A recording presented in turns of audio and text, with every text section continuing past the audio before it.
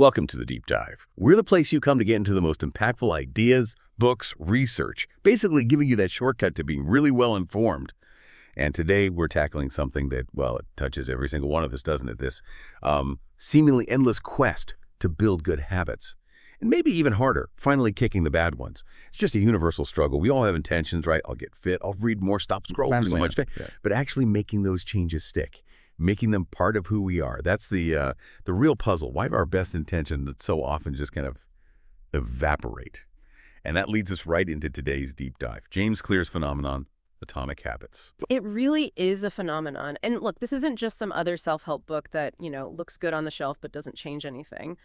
Atomic Habits has pretty much become the manual for personal change for millions all over the world.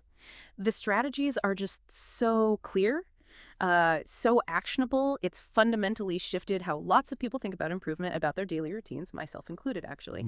And it feels especially relevant now. I mean, in a world with constant distractions, tons of information coming at us, the ability to intentionally shape your own behavior, to sort of take back control, that's more valuable than ever. Exactly. So our mission today is pretty clear. We're going deep into atomic habits. We want to pull out the most important bits of knowledge, really understand its huge impact, explore the core ideas, and also look at its strengths, which are many, but also where it might, fall a bit short. We're basically giving you that shortcut to being genuinely informed about this massive bestseller and hopefully help you figure out why our own intentions sometimes just fizzle out and how we might finally make things stick. What makes this book different? Okay, let's unpack it. Right. First off, you just can't ignore the sheer scale of this thing's success. Published back end of 2018, October 16th. By early 2024, nearly 20 million copies sold. I mean, 20 million, that's not just a book. It's practically a cultural event. It held the #1 spot on the New York Times bestseller list for, get this, 164 weeks. Yeah, that's over 3 years in the top. And incredibly, even in May 2025, still hanging in there at number 10 on the Sunday Times list in the UK. So yeah, not just popular, it's become this cultural touchstone. It's really reshaped how we talk about personal development, productivity, if it gives us a common language for it. And I think what's really foundational to that success, maybe its most critical idea, is Clear's emphasis on systems over goals. So many of us were trained to focus purely on the outcome. Lose 20 pounds, write the book, run the marathon. Goals are fine, they give direction. But Clear argues, really convincingly, I think, that it's the system underneath. The daily practices, the environment you set up, the habits you actually build. That's what determines long-term success. If you can kind of fall in love with the process itself, the results tend to take care of themselves. What's really clever here is how it helps you see why so many goal-first approaches fail. You focus so hard on the finish line, you forget to build the engine, the reliable way to actually get there. It just feels like a much more sustainable way to think about change, long-term change anyway. You build a process that works. That idea, systems over goals, that hits home immediately. Especially think about New Year's resolutions. We pick some huge goal, right? Get all fired up for a few days, maybe a week if we're lucky, and then poof, motivation's gone. Yeah. Because we were staring at that distant finish line, not the, the actual path, or even enjoying the walk. I remember wanting to learn guitar one year. My goal was basically impossible. I play like Hendrix. Bought the guitar, watched some videos, then just got totally swamped by how massive the gap was. No system, just this vague, huge dream. So, okay, how does Clear actually break down building those systems? What's the secret sauce for making it so practical? Well, he takes the well-known habit loop, that cycle. Cue leads to craving, leads to response, leads to reward. And he basically turns it into 4 super actionable rules, like you said. It's almost like a guide to hack your own brain for the better.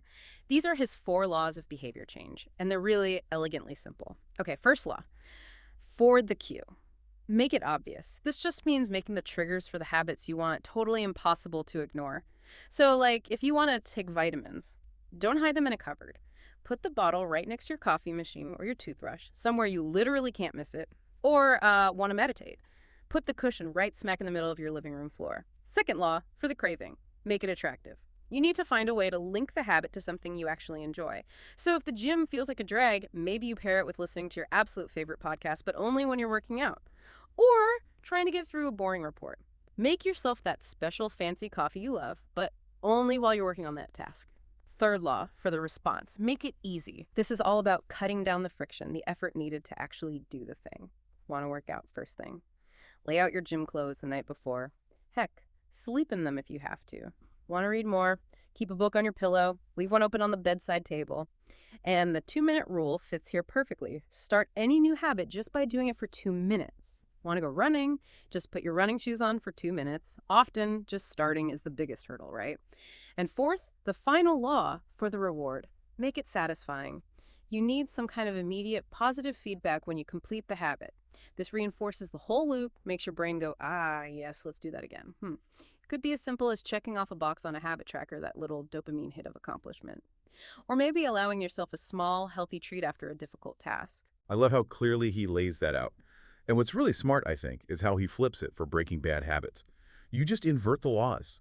Make the bad habit invisible, unattractive, difficult, and unsatisfying. Want to cut down on social media? Move the app icon off your main screen, bury it in a folder? Or just delete the app. Force yourself to use the website on a computer. Make it annoying. Add steps. It's not just about willpower. It's about strategically designing your environment against the bad habit. It feels almost like mental jujitsu or something, using the habit's own mechanics against it. Exactly. That inversion is so powerful. It shifts your thinking from just trying to stop to actively designing for failure of the bad habit. And building on that, Clear brings in another concept that I find really, really compelling: identity-based habits. This is about shifting focus from what you want to achieve, like an outcome, to who you want to become. So instead of, I want to quit smoking, the thought process becomes, I am a non-smoker. Or not, I want to run a marathon, but I am a runner. It's not just about the doing, it becomes about the being. Why is that internal shift such a game changer? What's fascinating here is why that internal shift works so well, why it makes change stick better. It taps right into our basic human need for self-consistency, that drive we all have to make our actions line up with who we believe we are. When your habits become a way of proving your identity to yourself, they need less willpower. Willpower runs out, right? But acting consistently with who you believe you are feels more natural. You're not just doing a run, you are a runner. It makes the habit feel less like a chore and more like just affirming yourself. It's incredibly effective for sticking with it long term. It's about embodying that new self. And it all connects back to what Clear calls the 1% rule and the compound effect, which is just such a beautiful, potent idea. These tiny, almost invisible daily improvements to the atomic habits they add up. They compound over time into huge, life-changing results. It really is like compound interest, but for you, for your personal growth. You might not notice that 1% difference today or tomorrow, but give it months, years, it can completely transform things, micro actions leading to macro results. Okay, so we've talked about what Atomic Habits is, its main ideas, how it reframes change, but with such strong, clear principles. What exactly is it about this specific approach that's clicked so deeply with literally millions of people? What's the secret sauce that makes this book stick when so many others, well, don't? Yeah, that's a great question. I think one of its absolute biggest strengths, maybe the reason it's so loved, is just how highly practical and actionable it is.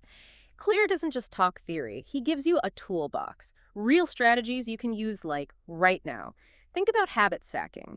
You link a new habit you want to build onto one you already do without thinking. Like, after I pour my morning coffee existing habit, I will write one sentence for my book, New Habit, or the 2-minute rule we mentioned. Just starting for 2 minutes makes almost any habit feel less daunting, reduces that friction massively.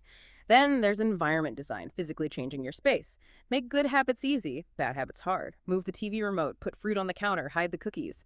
And habit trackers, of course. That visual proof of progress, that little hit of satisfaction, these aren't just vague ideas, they're concrete tactics. You feel empowered to start making changes immediately, often with surprisingly little effort. And the way it's written helps hugely, too. The book's clear, accessible writing style is definitely a major part of its charm. It feels conversational, not academic or preachy. And he uses lots of relatable stories, plus those helpful chapter summaries. You don't feel like you're slogging through a textbook, which, let's be honest, some self-help books can feel like that. It feels more like you're having this really clear, insightful chat with a smart friend who's just laying things out in a way that makes sense. It just clicks. And crucially, it's also science-backed. That's important. It's grounded in solid behavioral psychology, habit research. He draws on work from leaders in the field. That foundation gives real credibility to all the practical strategies. He's basically taken a huge amount of academic work and distilled it into advice that's easy to understand and apply. So that blend, solid science plus simple application, that's what makes it trustworthy and appealing to such a wide audience. It's not just someone's opinion or, motivational fluff. It feels rooted in how our brains actually operate. That gives you confidence these methods can work. Yeah, that mix of rigor and readability has clearly hit a sweet spot. Because it's not just popular with the general public, it's genuinely valued by experts, too. You see it recommended all the time by people in productivity, personal development, even sports coaching. It's become a respected resource in those communities. Okay, but like anything that gets this huge, this celebrated, it's important to look at the nuances. Even Atomic Habits has limitations, right? No single book is a magic bullet for everyone. So what does this all mean for different readers? Where might it not be the perfect fit? You're absolutely right. No framework fits all. And one common critique you hear circles around repetition and familiarity. Some readers, especially those who've already read quite a bit in self-help or behavioral psych, maybe they know B.J. Fogg's work or Charles Duhigg's The Power of Habit, they sometimes find the core ideas get repeated quite often throughout the book. For those folks, it might feel a bit familiar, maybe even redundant, like a really well-organized summary of things they mostly already knew rather than totally new insights. So while it's fantastic at simplifying things for newcomers, it can feel a little drawn out if you're already pretty knowledgeable in this area. And for people who really like to get into the deep why behind the how, maybe it scratches the surface but doesn't go quite deep enough, is that simplicity sometimes a drawback? Precisely. It can lack depth for some advanced readers. As we said, it's science-backed, but it makes a deliberate choice not to dive really deep into the complex neuroscience or the nitty-gritty psychology. So if you're an academic, a researcher, or just a super curious reader wanting a more detailed scientific breakdown, exploring all the mechanisms, it might feel a bit oversimplified.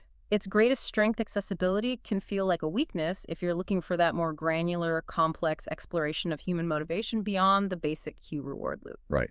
And then there's a really crucial point some reviewers bring up about variable applicability. The advice feels very universal, but are there situations where it's just not that simple to apply? This raises a really important question about context, something that often gets overlooked in general self-help. A few reviewers pointed out that the book, while great, tends to gloss over significant socioeconomic challenges. Things like lack of time, lack of money, systemic barriers, stuff like that. The advice is sound in principle, but it sometimes seems to assume a certain level of stability, resources, maybe privilege, that not everyone actually has. For instance, make it easy might mean buying equipment or joining a gym not feasible for everyone. Make it obvious might be tough if you live in a crowded or chaotic environment you don't fully control. So for people facing really significant structural hurdles, just making a habit obvious or easy might not be enough to overcome those deeper life constraints. It's a powerful toolkit for sure, but how easily you can use those tools can vary a lot depending on your specific life situation. It's not really a critique of the advice itself, more a recognition that life isn't always a level playing field for applying it. Okay, to really get a feel for the impact, let's hear from some actual readers. We found some really positive takes, like this one person on Reddit on Our Habits back in March 2025 they shared. Small daily improvements compound over time. I applied this to fitness by committing to just 5 minutes of exercise daily. I moved social media apps off my home screen. It's been months, and I can say these small shifts completely changed my life. That's just a perfect example, isn't it? You see the 1% rule, the compound effect right there, and the practical strategies making it easy with just 5 minutes, lowering that barrier, then making the bad habit, social media, invisible and difficult by moving the apps. Environment Design 101. That focus on small shifts leading to big, long-term change, that's the core message in action. Exactly. And another one from Self-Improvement Day in January 2025 said, "It's a game changer." He emphasizes the importance of making small changes that compound over time. Focus on who you want to become rather than what you want to achieve. Yeah, and that comment really nails the power of the identity-based habits we were talking about, shifting from the outcome goal, like losing weight, to the who I am a healthy person. Yeah. It makes the changes feel more authentic, more sustainable. You're living out a new identity, not just forcing yourself towards a temporary target, much less of a struggle. And of course, not everyone feels it's a complete game changer. We also saw some critical voices, like this one from Our Books in June 2023. Way too boring and repetitive. I couldn't even get myself to finish it. And that ties directly back to what we discussed about repetition and familiarity, doesn't it? For some readers, especially if the concepts aren't brand new, that very clear instructional style can start to feel monotonous. It just highlights that even really effective teaching isn't going to engage absolutely everyone in the same way. Right. And another comment, this one from Our Maintenance Phase, pointed out, the advice was very reductive. Everyone is in completely different life situations. That was never really part of the conversation. And that comment perfectly captures that concern about variable applicability, the socioeconomic context. It underscores that while the principles themselves are solid, putting them into practice isn't always a simple one-size-fits-all thing. Not everyone has the same ability to easily manipulate their environment or carve out time when basic needs or major responsibilities are pressing. It's a valid point about context. Okay, so let's try and wrap this all up for you, our listener. Why does Atomic Habits work so incredibly well for so many people? Well, it seems to come down to a few key things. One, it gives you practical, actionable strategies you can use right away, often surprisingly easily. Two, it offers this really clear, easy-to-follow framework, something you can go back to again and again. And three, crucially, it pushes for that identity-focused change, which just feels more sustainable, helping you become the person you want to be, not just chase a goal that might fade. But on the flip side, it's probably less suited for you if you're already really deep into behavioral theory and looking for totally new academic breakthroughs, or if you want a very deep dive into the neuroscience behind it all. And importantly, maybe less immediately helpful if you're facing really significant structural barriers like major time constraints or financial hardship where the challenges run deeper than just habit tweaking. It's an incredibly powerful tool, no doubt, but it's good to recognize it's not a universal fix for every single person in every single situation. Its real power lies in its accessibility and practicality for a huge audience. Exactly. And knowing that distinction is key. So for our final provocative thought for you to take away, think about just one small, almost unnoticeable atomic habit you could start building today. And don't just focus on what it does in one day. Think about the person it helps you become over time. What's one tiny shift that, if you compound it daily, could eventually lead to a really massive, life-altering change for you, aligning with the person you truly hope to be. The power, as James Clear shows so well, really is in those tiny, consistent actions. We hope this deep dive into Atomic Habits has given you a clearer view of its impact, its wisdom, and maybe even a fresh perspective on your own goals.